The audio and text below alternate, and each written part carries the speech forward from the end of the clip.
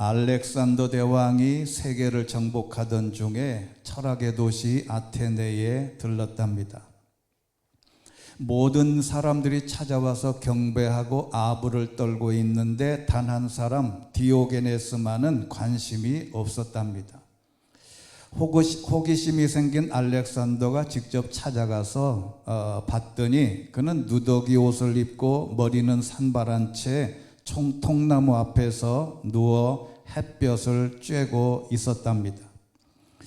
디오게네스가 물었습니다. 대왕의 소원이 무엇입니까? 그랬더니 알렉산더 대왕이 그리스를 정복하는 것이요. 그렇다면 그걸 이룬 다음에는 뭘 하고 싶은가요? 그랬더니 그 다음에는 소아시아, 나아가 세계를 정복하는 것이지. 그럼 그 다음 세계를 정복한 다음에는 뭐를 하고 싶은데요? 그랬더니 그때는 뭐 좀 쉬면서 인생을 즐겨야지 그랬답니다. 그때 철학자 디오게네스가 고개를 갸우뚱하면서 이렇게 말했답니다. 그렇다면 왕이시여, 그럼 그냥 지금부터 쉬면서 인생을 즐기면 안 되나요? 그랬답니다. 세상에 살다가 세계를 정복하면 뭐하고 세계를 정복하지 못하면 뭐합니까? 그거 다 한 다음에 지금부터 쉬면서 인생을 즐기고 싶은 마음이 있다면 그거 다 포기하고 그냥 쉬라는 철학자의 충고입니다. 그런데 여기서 우리가 질문하기를, 그러면 누구 말이 옳을까요? 세계를 정복한 다음에 편히 쉬는 게 맞을까요? 아니면 다 포기하고 그냥 지금부터 놀면 하면서 노는 게 좋을까요? 이 알렉산더 대왕은 예수님이 태어나시기 전 356년 전에 태어나서 마케도니아 수도에서 태어나서 예수님이 오시기 전 323년 전에 32살의 나이로 세계를 다 정복한 다음에 바벨론, 즉 지금 현재 이라크에서 갑작스러운 병으로 세상을 떠났습니다. 어떤 사람은 말라리아 병에 걸렸다는 사람이 있고 어떤 사람은 미쳐서 죽었다는 사람도 있습니다만은 정확하게 알려져 있지는 않습니다. 그런데 그가 이런 유언을 남겼다고 합니다. 내 관 옆에 구멍을 뚫어 두 손을 밖으로 내밀게 하라. 내가 세상 모든 것을 가졌으나 죽을 때 빈손으로 간다는 것을 알게 하라. 근데 이것은 문서에는 없습니다. 누군가가 후대에 누가 알렉산더의 삶을 보고 누군가가 덧붙여 한 말일 확률이 더 큽니다. 그러나 역사적인 문서 자료에는 없지만 그럴듯하지 않습니까? 대개 인간들은 대개 나는 무엇이 되고 어떻게 살고 싶은가 질문하며 살지만 살다 보면 그게 다 부질없다는 생각도 듭니다. 그리고 나는 무엇이 되어 어떻게 살고 싶은가 생각을 하다가도 이 철학적인 질문, 신학적인 질문을 하다가도 현실에 가서 직장생활 하다 보면 이리 치이고 저리 치이다 보면 이런 고민을 할 틈도 사실은 없습니다. 인생의 가장 화려하고 넘사벽의 삶을 살았던 솔로몬은 노년에 전도서 1장 2절에 이렇게 고백한 바가 있습니다. 허무하다, 정말 허무하다, 모든 것이 허무하다. 개역개정판에는 헛되니 모든 것이 헛되다라고 한 구체적인 말은 허무입니다. 이 솔로몬은 가져본 자의 여유인가, 누구나 꿈꿔보는 삶을 살았던 자의 자만인가, 평범한 삶을 살았던 사람들을 조롱하는 건가 의문이 나는 구절이 아닐 수 없습니다. 그러다가 이 허무라고 하는 말은 헤벨이라고 하는 히브리어의 원어를 보면 텅 빔, 공허, 덧없음이라는 뜻인데 그냥 덧없음, 텅 비었다는 겁니다. 아무리 사람이 성공해도 텅 비어 있고 성공을 못해도 텅 비어 있고 인생 자체가 살아보니 그렇더라. 그러면 어떻게 하라는 말이냐? 그것은 전도서 12장 13절 마지막 절에 바로 그 전도서는 12장 14절까지 있는데 전도서 12장 13절에 솔로몬이 이렇게 경고하고 우리에게 본인의 삶을 비추어서 이렇게 우리에게 권고하고 있습니다. 같이 한번 읽어보겠습니다. 시작. 하나님을 경외하고 그분의 계명을 지켜라. 이것이 사람의 본분이다. 본인이 인생을 다 살아보고 나서 마지막 노년에 허무하니 정말 허무하다 노래했던 이 솔로몬이 마지막에는 하나님을 경외하고 그분의 계명을 지키는 것이 이게 사람의 본분이더라. 그렇다면 솔로몬은 이 말씀을 지켰다는 말인가 못 지켰다는 말인가? 그래도 여러분, 사람들은요 솔로몬을 부러워합니다. 사실은 솔로몬 때문에 나라가 두 개로 갈라지고, 솔로몬 때문에 인생이 이스라엘 백성의 나라도 망치고 본인도 망치고 자녀도 망치고 완전히 솔로몬은 이상한 사람으로 죽었는데, 사람들은요 솔로몬의 지혜를 달라고 기도합니다. 그 지혜를 하나님을 사랑하는 데 쓰이지 않고 온갖 자기의 향락과 자기의 이익과 자기의 권력을 유지하기 위해 썼던 솔로몬은 마지막에 허무하게 죽고 이런 말씀을 남겼지만, 그런데 사람들은 왜 솔로몬을 부러워할까요? 여러분, 로또 1등 당첨자가 인생을 망쳤다는 말을 들어도 사람들이 다 그래요. 그래도 나도 한번 당첨돼 봤으면 좋겠다. 당첨돼서 내 인생을 망가져 봐도 한번 로또 당첨하면 얼마나 좋겠나 하는 그런 마음인 것 같습니다. 여러분, 누가복음에는요 부자가 4명이 나옵니다.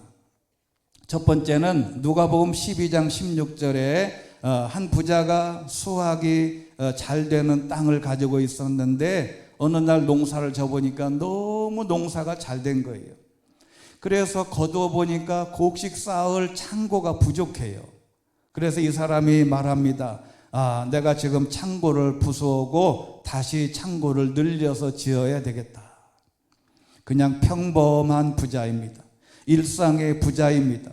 열심히 노력해서 창고를 늘리고 돈을 저축하고 자기 만족하고 사는 현대인들과 비슷한 목적을 가지고 산 사람들, 바로 일상의 모든 사람들이 꿈꾸는 부자입니다. 그리고 두 번째 부자는 영생에 관해서 관심을 갖고 있던 부자인데, 선하신 선생님, 누가복음 18장 18절에 보면 영생을 얻으려면 어떻게 해야 하나요? 여러분, 이 부자가 제일 욕심쟁입니다. 현실에도 부자로 살다가 자기도 이제 죽으면 언젠가는 죽을 텐데 천국을 가고 싶은 거예요. 그랬더니 예수님이 뭐라 그러냐면, 네가 가진 것이 하나 있는데, 예수님이 말해요. 성경에 있는 모든 계명이 너무 많다 쭉 얘기를 했더니, 이 부자가 얼마나 착실한지 그거 내가 어릴 때부터 다 지켰습니다. 그랬더니 한 가지 네가 부족한 게 있구나. 네가 가진 것을 다 팔아서 가난한 사람들에게 나눠줘라. 그랬더니 23절에 보면 그 사람은 이 말씀을 듣고 슬픔에 깊이 잠겼습니다. 왜냐하면 그는 큰 부자였기 때문입니다. 그리고 세 번째 부자는 우리가 잘 아는 대로 삭개오입니다. 유일하게 천국 간 사람이에요. 누가복음 19장 2절에 보면 여리고에는 삭개오라는 사람이 있었습니다. 그는 세리장이고 부자였습니다. 우리나라에도 지금은 뭐 꿈에도 못 꿀지만 옛날에는 세무서에 근무했다 그러면 2, 3년이면 집 한 채씩 생겼다는 말도 있습니다. 제가 있었던 임원교회 장로님이 서울시의 주택국장이었는데 그곳에 신방을 가봤더니 그 주택국장 사는 사무실이 40평이에요. 그래서 그분이 그런 얘기를 합니다. 장로님이 저희 담임 목사님하고 부목사들 모여 있는데 그랬더라고요. 목사님, 이 자리가 여기서 3년 만에 아파트 한 채씩을 얻을 수 있는 바로 그곳입니다. 근데 본인은 안 그런다 이 얘기를 했대. 이렇게 부자인 삭개오가 예수님의 말씀을 듣고 회개하고 재산을 다 나눠주고 이분은 천국을 갔어요. 그리고 오늘 네 번째 부자, 오늘 나사로와 같이 나오는 부자입니다. 오늘 누가복음 16장 19절에 있는 말씀을 보면 어떤 부자가 있었는데 그는 항상 자색 고운 베옷을 입고 날마다 파티하고 날마다 잔치하고 날마다 사람들 불러다가 부어라 마셔라 춤추고 사치스럽게 살았다는 겁니다. 이 부자는 자색옷 고운 베옷은 호화롭게 즐기는 자, 당대의 사회에서 자색옷은 귀족과 왕족의 상징이었습니다. 아무나 못 입었어요. 여러분, 이 옷을 입었다는 것은 그만큼 존귀하다는 뜻인데, 제가 아버지가 첫 번째 사역지였던 충북 속리산 외속리면에 보면 거기 장안이라는 데가 있어요. 그곳이 유명한 데가 딱 하나 있는데 그게 뭐냐면 거기에 보면 큰 대궐 같은 집이 99칸, 99칸짜리 집이 있어요. 그 바운더리가 엄청 넓어요. 거기에 허장강이나 모든 옛날에 모든 드라마 이런 거 보면 옛날 드라마를 거기서 다 찍었어요. 근데 왜 99칸이냐? 100칸을 채우지. 임금님만 100칸을 채울 수 있어요. 그래서 한 칸은 못 짓습니다. 그만큼 자색옷 귀족의 상징이었는데 이 옷을 입었다는 것은 그만큼 그가 큰 부자라는 거예요. 그런데 나사로는 하나님의 도움이라는 뜻인데 그의 현실은 개들이 상처를 핥을 정도로 비참했습니다. 생계는 부자의 식탁에서 떨어지는 부스러기에 의존해서 살한 그야말로 생거지 중에 거지였습니다. 그래서 20절에 그를 이렇게 표현합니다. 그 대문 앞에 나사로라고 하는 거지가 있었는데 여기 보면 거지라는 말에 생거지라는 말을 더 붙여야 돼요. 상처투성이 몸으로 왜요? 병원을 갈 수 없어요. 돈이 없으니까. 부자의 상에서 떨어지는 부스러기를 배를 채우려고 했습니다. 그때 당시에는 빵 문화이기 때문에 빵을 먹다가 쪽에다가 빵 부스러기가 떨어지는 그런 것을 말해요. 그런데 심지어 개들도 먹을 것이 없었는지 바로 이 나사로가 상처투성이 있는 곳이 마치 음식물처럼 그 상처를 핥았어요. 여러분, 유대 사회에서는 부와 건강이 하나님의 축복이요 가난과 병은 하나님의 저주라는 인식이 강했는데 바로 이 나사로는 그 저주를 받았다고 상징하는 생거지였습니다. 그런데 이 두 사람이 대비해서 오늘 말씀을 예수님이 기록한 것입니다. 이 내용을 보면 첫 번째는 죽음 이후의 분명한 실제를 언급합니다. 22절 보면 같이 한번 읽겠습니다. 시작. 나중에 그 거지가 죽자 천사들이 그를 아브라함의 품으로 데려갔다. 그 부자도 죽어서 땅에 묻혔다. 여러분, 나사로는 땅에 묻혔겠습니까? 화장했겠습니까? 분명히 나사로도 땅에 묻혔을 거예요. 근데 왜 표현이 이 거지는 하나님의 품으로 올라갔고 이 부자는 죽어서 땅에 묻혔냐? 이거 하나의 대비되는 문구입니다. 세상을 모두 떠나야 합니다. 알렉산더이든 디오게네스든 나사로든 부자든 지위 고하를 막론하고 저와 여러분 모두가 다 세상을 떠납니다. 이미 성경 말씀에 히브리서 9장 27절에 이렇게 말씀했습니다. 시작. 한 번 죽는 것은 사람들에게 정해진 일이며 그 후에는 심판이 있습니다. 이제 삶은 여기서 두 종류의 길로 나뉜다는 겁니다. 성경적인 진실이요 성경이 말하는 천국과 지옥의 현실입니다. 나사로는 죽어서 천사들에게 받들려 아브라함의 품으로 갔는데 왜 이 구절이 넣었냐면 마태복음 8장 11절에 있는 말씀 보면 예수님이 이렇게 말씀하신 적이 있어요. 그 당시에 유대 문화의 전통적인 사고방식은 내가 너희에게 말한다. 많은 사람들이 동쪽과 서쪽에서 모여들어 하늘나라에서 아브라함과 이삭과 야곱과 함께 앉을 것이다. 이게 그 당시 문화에 천국 가면 아브라함과 이삭과 야곱을 만난다고 하는 개념이 아주 강했습니다. 그리고 부자도 땅에서 지옥에서 고통을 당하고 있었는데 고개를 들어보니 저 멀리 아브라함과 그의 품에 있는 나사로가 보였다는 겁니다. 자기가 불 속에서 뜨겁게 있었는데 가만히 고개를 들어보니 저 멀리 자기 집에서 얻어먹던 생거지가 나사로의 품에 안겨서 있는 장면을 보게 된 것이죠. 이 지옥이라고 하는 단어는 하데스라고 하는 단어인데 죽은 영혼의 거처입니다.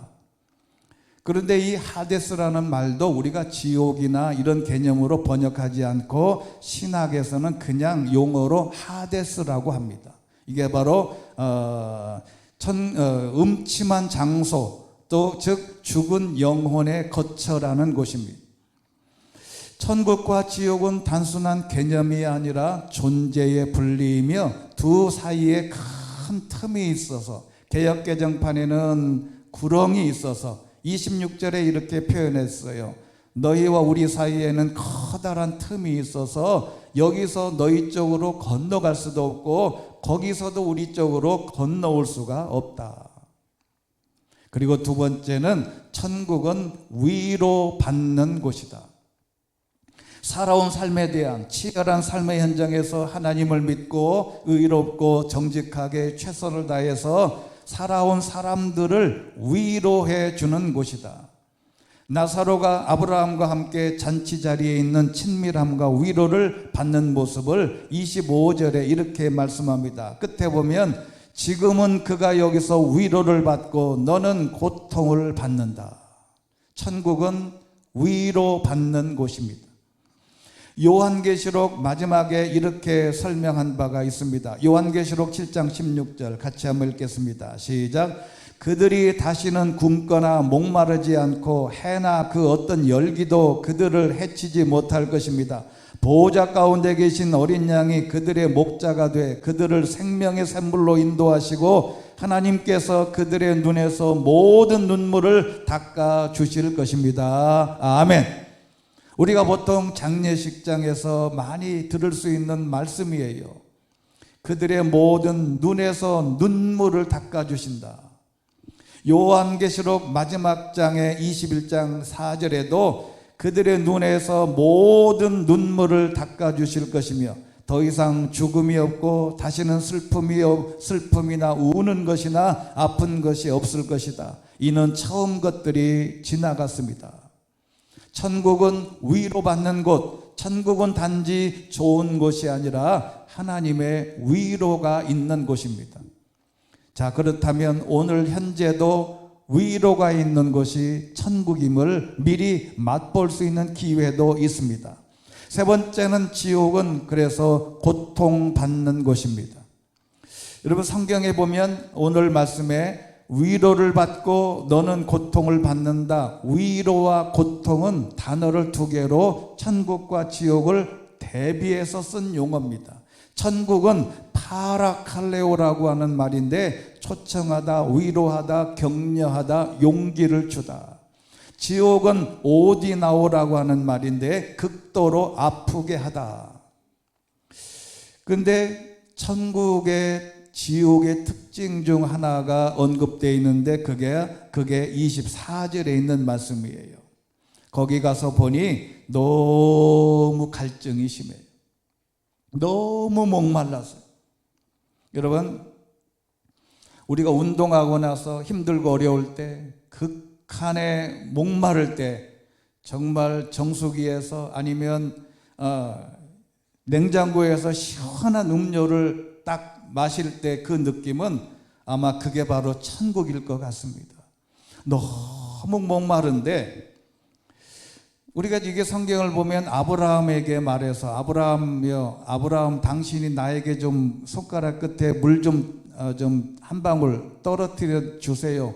그렇게 말하지는 못하고 아무래도 아브라함은 너무 거장이기 때문에 아마 그 말을 못한 것 같아요. 그리고 나사로에게 말을 합니다. 나사로를 보내서 물 한 방울만 찍어서 나에게 좀 축여달라. 옛날에 자기 집에 있었던 거지인 줄 알아요. 여러분, 이 육체적인 갈증, 이상의 영혼의 고통인데 이게 바로 지옥이라는 개념을 고통이라는 개념으로 정리할 수가 있습니다. 그런데요, 단테의 신곡이라고 하는 이 불멸의 작품이 있습니다. 이 14세기의 이태리의 사람인데 이 단테가 어느 날 25살 됐을 때 꿈에서 사후 세계를 여행을 한 것을 빌어서 쓴 곡이 바로 신곡입니다. 여러분, 이게 그 신곡은 이게 그 디비나 코메디아라는 제목이에요. 이게 무슨 얘기냐면 25살 되던 해 1300년 4월 7일 날 단테의 나이가 25살 때 부활주일 직전의 순환일인 목요일에 컴컴한 숲속에서 무서워 떨고 있는 장면으로 그가 시작을 합니다. 그 지옥의 개념을 이렇게 도표로 그려놓은 게 이게 그 지옥의 현장입니다. 자, 그런데 이 단테가 늘 존경하던 시인 베르길리우스가 함께 지옥의 순례길을 보여주는 장면이 바로 이 단테의 신곡의 출발입니다. 청동으로 만들어진 지옥문은 그리스도가 음부로 내려갔을 때 깨트린 그대로였는데 거기에는 천국 지옥문에 이렇게 쓰여 있답니다. 이 문을 거치면 슬픈 고울이 있고, 이 문을 지나면 괴로움만 있고, 이 문을 들어서면 멸망의 족속이 있네. 공의를 움직인 거룩한 창조주의 그 높으신 권능, 크신 지혜와 본연의 무한한 사랑이 이 문을 만드셨네. 이 문 앞에 창조된 것은 영원 외에 또 없어. 영원히 남아있으리니. 노란 글씨 한번 크게 읽어보겠습니다. 시작. 여기 들어오는 모든 자 너의 온갖 희망을 송두리째 버릴지니라. 무시무시한 말 아닙니까?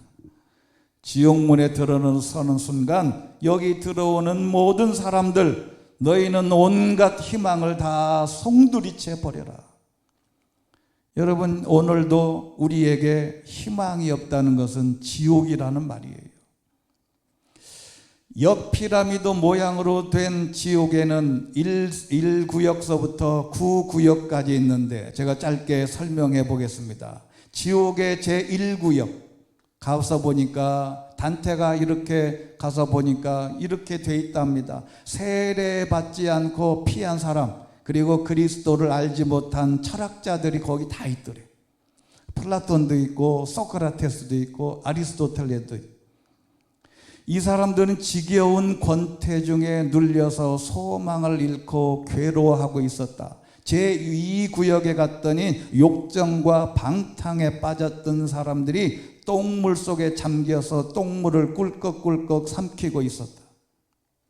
3구역에 갔더니 탐식의 죄인들, 즉 먹는 데만 그렇게 쫓아다니며 좋은 것 먹고 쫓아다녔던 사람들이 거기에서는 목마름과 굶주림 속에 헐떡거리고 있더라. 제4구역에 갔더니 인색한 자, 낭비자, 마치 거지가 앞에 있는데도 빵 부스러기만 먹게 했던 부자가 간 곳이 아닐까 싶어요. 바로 이런 사람들은 물질에 눌려서 진땀을 쏟고 있었고, 제5구역에 갔더니 질투자가 철사줄에 눈이 꿰이고 분노자, 화를 잘 내는 사람들이 짙은 연기 속에서 고통을 당하고 있더라. 제6구역에 갔더니 이단자들이 석관 속에 갇힌 채 화형을 당하고 있다. 이단자들이 석관 속에 집어넣어놓고 그 석관을 불로 태우는 거예요. 제7구역에 갔더니 거기에는 세 지역으로 다시 나누는데, 첫 번째는 폭행자, 바로 폭력을 행하고 사람을 때리고 폭력을 가했던 사람들이 피의 연못에 빠져서 그 피의 물을 마시고 꿀꺽거리고, 제2원에는 중요한 것이 자살자가 새에게 머리를 쪼이고 있었다.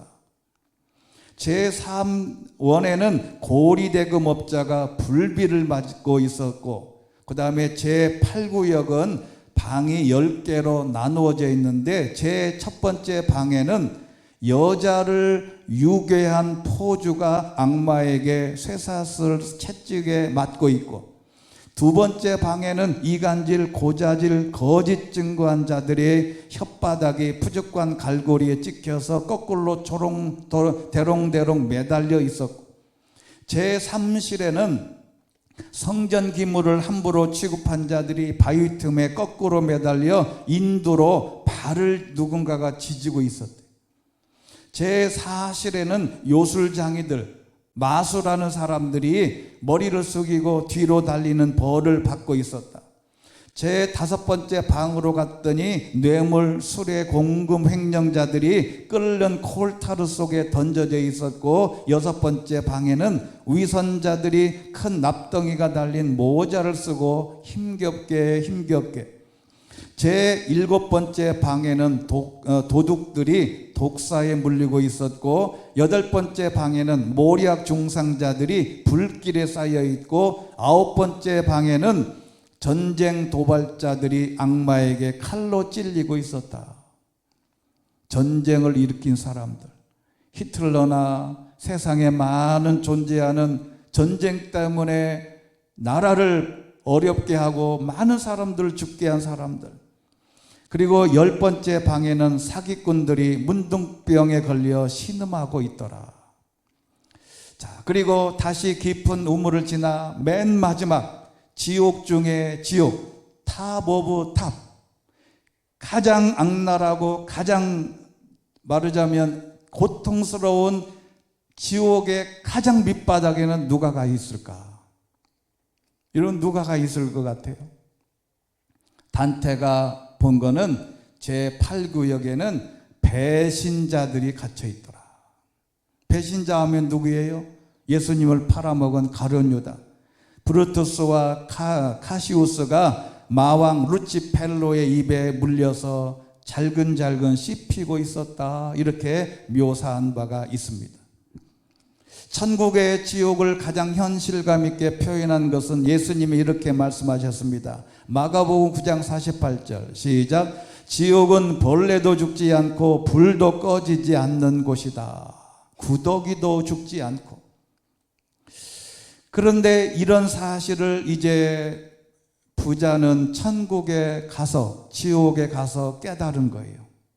그래도 이 부자가 형제 애가 얼마나 깊었는지 그 불구덩이 속에서도 아브라함에게 이렇게 또 다른 색다른 제안을 합니다. 놀랍지요. 그렇다면 넘어올 수 없으니까 그러면 부탁 하나만 합시다. 그랬더니 뭐냐 그랬더니 나사로를 우리 집에 보내셔서 내게는 5 형제가 있는데 이 고통스러운 곳으로 오지 않도록 나사로가 가서 좀 경고 좀 해 주십시오. 그런 거예요. 그랬더니 아브라함이 뭐라 그랬어요? 그들에게 모세와 예언자들이 있으니 그들의 말을 들으면 될 거다. 부자가 또 말합니다. 누가 죽었던 사람이 가야만 그들이 회개할 거예요. 여러분 생각을 해보세요. 죽었던 사람이 걸어 나와가지고 예수 믿어라 그러면 사람들이 다 믿을 것 같죠. 그런데 뭐라 그랬어요? 아브라함이 그들이 모세와 예언자들의 말을 듣지 않는다면 비록 죽은 사람들 가운데 누가 살아난다 해도 그들은 안 믿는다. 이게 현실입니다. 부자는 형제들에게 경고해달라고 요청하지만 아브라함이 제시한 것은 딱 하나입니다. 모세와 선지자들에게 들어라. 즉 이 땅에는 저와 여러분이 누군가에게 복음을 전해야 된다는 것, 그 복음을 듣지 않으면 답이 없다. 죽었던 사람이 걸어 나와도 안 된다. 그래서 5 번째는 현재의 신앙과 삶이 영원한 우리의 운명을 결정하는 것입니다. 지금 이 순간 말씀에 순종하고 회개하며 이웃을 사랑해야 하는 삶이야말로 천국을 준비하는 길이다. 그래서 준비하는 첫 번째 길은 지금이 회개의 기회다. 고린도후서 6장 2절 말씀 같이 한번 읽겠습니다. 시작. 말씀하기를 내가 은혜 베풀 만한 때에 내 말을 들었고 구원의 날에 너를 도왔다라고 말씀하셨기 때문입니다. 보십시오. 지금은 은혜 받을 만한 때요. 지금은 구원의 날입니다. 할렐루야. 지금 now, today, 오늘입니다. 바로 오늘 이 시간. 바로 지금이 회개할 기회. 죽음 이후에는 선택할 방법이 없다. 구원의 말씀은 그래서 말씀으로부터 시작된다. 모세와 예언자들의 말을 듣지 않는다면, 감각적인 체험보다 확실한 것은 모세와 선지자들 곧 성경의 말씀이에요. 모든 신앙의 출발은 성경 말씀입니다. 여러분, 우리의 한국 사회에 특별한 기독교 개신교의 특징이 있다면 간증이 너무 많아요. 그래서 기독교 방송도 보면 새롭게 하소서, 무슨 간증 집회, 그리고 유명한 탤런트, 정치가, 이런 사람들이 간증하는 것을 너무 좋아해요. 여러분, 그게 하나의 도움은 될 수 있지만 그거 가지고는 신앙의 모습을 우리가 참고는 해도 그게 전부가 아니라는 겁니다. 오히려 그들의 신앙 고백보다 내가 고백한 하나님이 더 클 때 거기에는 진짜 신앙의 모습이 보여지는 겁니다. 그래서 말씀을 읽고 묵상하고 구속사의 중심이신 예수 그리스도를 만나야 되는데, 사도행전 16장 31절 시작. 그들이 대답했습니다. 주 예수를 믿으시오. 그러면 당신과 당신의 집안이 구원을 받을 것입니다. 바로 예수 그리스도를 구주로 고백하는 겁니다. 요한복음 3장 16절 우리가 잘 알지요. 하나님께서 세상을 이처럼 사랑하셔서 독생자를 주셨으니 이는 그를 믿는 사람마다 멸망하지 않고 영생을, eternal life, 영생을 얻게 하려는 것이다. 그러면 어떻게 해야 되냐? 삶의 우선순위를 바꾸는 것입니다. 부자는 죽기 전까지 영원한 문제에 관심이 없었어요. 지금 내가 추구하는 것은 영혼에 비추어서 가치가 있는 것인가 질문하며 살아야 합니다. 하나 예를 들고 말씀을 맺겠습니다. 제가 언젠가 한번 말씀드린 적이 있는데 다시 영상을 통해서 한번 말씀을 드리고 싶습니다. 1996년 4월호 신동아 잡지에 지금도 이제 나와요. 주간 조선도 있고 신동아도 있고 이만한 큰 책이 있어요. 여기 4월호 456페이지에 보면 제목이 저승의 터널을 지나 새 삶으로 라고 하는 광해병원 정신과 원장 신승철 의사가 상담했던 50대 남자의 이야기가 자세히 기록되어 있어요. 이 상업에 종사하는 이분이 크리스찬이에요. 50대 중반의 남성 환자가 사후 체험을 경험한 내용을 정신과 의사, 크리스찬이 아닌 의사가 쓴 내용입니다. 이분이 운전 중에 갑자기 앞에서 교통사고가 일어나는 것을 현장을 목격하고 사람을 구하려고 노견에 세운 채 차량으로 가다가 뒤따라오는 차량에 치여서 죽어요. 즉 다른 사람을 구하려고 내렸다가 바로 이 갓길에 세워놓은 차량으로 가다가 뒤에서 들이받아서 죽어요. 사고 순간 자동차에 치였다는 것을 알고 있었는데 몸이 튕겨서 자동차 본넷 위로 올라가고 뭔가 쨍하는 소리가 들리더랍니다. 하늘로 붕 떠오르면서 왼팔을 움츠리고 있는데 하늘에 해가 보이고 그 큰 별이 떠 있더랍니다. 근데 그 순간 이런 생각이 들더래요. 그 별을 보았을 때 왠지 그 별에 가고 싶다는 생각이 들더랍니다. 저 별에 가서 내가 쉬고 싶다. 그런 생각이 순식간에 들더래요. 그 별에 도착했다고 느껴지는 순간에 앞을 밑에를 내려다보니 푸른 초원이 쫙 펼쳐져 있는데 겁이 나서 하늘에 뜬 채 가만히 내려보다 보니까 어딜 둘러봐도 사람 사는 집이라고는 하나도 안 보이고 그 푸른 초원 위에서 소만한 은빛 양 6마리가 한가롭게 풀을 뜨고 있더랍니다. 그걸 생각에 이 초원에는 사나운 짐승이 없겠구나, 그런 생각이 들더래요.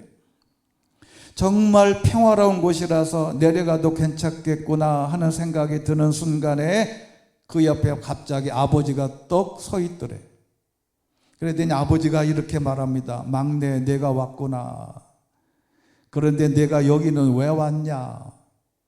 너 여기 있으면 안 된다. 빨리 돌아가야지. 가서 할 일이 많아. 아버지가 그러더래, 옆에서.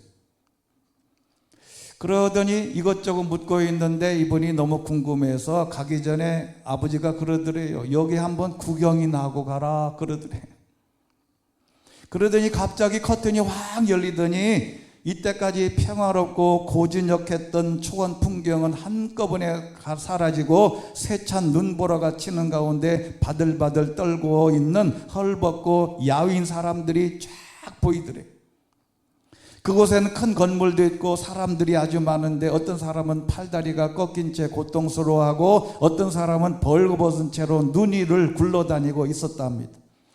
그리고 어떤 사람 한 사람 예외 없이 고통과 공포에 사로잡힌 표정으로 비명을 질러대거나 아우성을 치고 있었는데 그 광경이 너무 참혹해서 차마 눈뜨고 볼 수 없는 지경이 됐다고 합니다. 그래서 물었대요. 저 사람들은 왜 그래요? 그랬더니 아버지가 세상을 일찍 포기하고, 그러니까 자살하고 악을 짓고 제명에 못 산 사람들이다, 이렇게 이야기를 하더래요. 그러더니 하늘에 고속도로가 있으니까 이 길로 빨리 차를 타고 빨리 가라, 그러고 차를 한 대 내주더래. 그리고 돌아오던 중에 너무 괴로워하고 있는데 홍쌀이 한 주먹을 쥐어주는데 그것을 쥐자마자 손에서 물이 한없이 쏟아지더랍니다. 그러면서 아버지가 이렇게 말하더래요. 이 물은 생명의 피니까 걱정하지 말라. 너는 완쾌될 것이다, 그러더래요. 그리고 나서 딱 돌아와 보니까 중환자실에 누워있는 거예요. 그 다음에 이 사람이 깨달은 게 있어요. 그리고 완치돼서 지금은 정상적인 삶을 살아가고 있는데 사후 세계를 경험한 사람들은 분명하게 그 전하고 인생관이나 생활 태도가 전혀 다르게 변한다고 합니다. 죽음을 체험한 사람들이 관한 보고를 들으면 죽음 이 직후의 영혼들은 대개 터널 같은 곳을 지난답니다. 그곳에서 생전에 알던 사람들을 만남으로써 죽음에 대한 두려움이 극복되고 돈이나 명예, 세상살이의 슬픔이나 절망에 대해서도 상당히 초연해질 수 있다고 합니다. 사후세계를 체험한 사람들에게서 공통적으로 나타나는 변화는 자신의 죽음에 대한 의미 부여라고 할 수 있답니다. 자신을 죽음에 이르게 한 그 사건에는 반드시 어떤 의도가 있을 것이고 그 죽음의 체험을 통해서 앞으로의 삶에 있어서 은총을 부여받게 되었다고 믿는다는 것입니다. 이게 정신과 의사의 글입니다. 세상 삶이란 정신이 몸을 빌려 잠시 이 세상에 머물러 있는 현상을 지칭하는 것입니다. 이 50대 상업하는 이분 남자가 비록 기독교 신자이기는 했으나 사고를 겪기 전까지만 해도 사후세계와 하나님에 대해서 반신반의하고 있었답니다. 그러나 이제는 그 사후세계는 더 이상 허구가 아니라고 믿게 됐다고 기독교인이 비기독교인 의사에게 고백을 한 겁니다. 여러분, 그는 건강을 되찾아서 그가 다짐했던 대로 성실하게 살고 있답니다. 기쁜 마음으로 활기찬 생활을 하고 있답니다. 결론은 무엇이냐? 우리가 영원한 하나님 나라에 들어가서 천국에 들어가기 위해서는 바로 천국과 지옥의 선택은 바로 오늘에 달려 있는 거다. 오늘 내가 하나님을 잘 믿고 예수 그리스도를 구주로 고백하고 될 수 있으면 내가 가진 모든 것을 통해서 착한 일을 하고 하나님의 마음에 드는 삶을 산다면 우리는 나사로가 갔던 그 천국 하나님 나라에 우리도 들어갈 수 있으리라 믿습니다.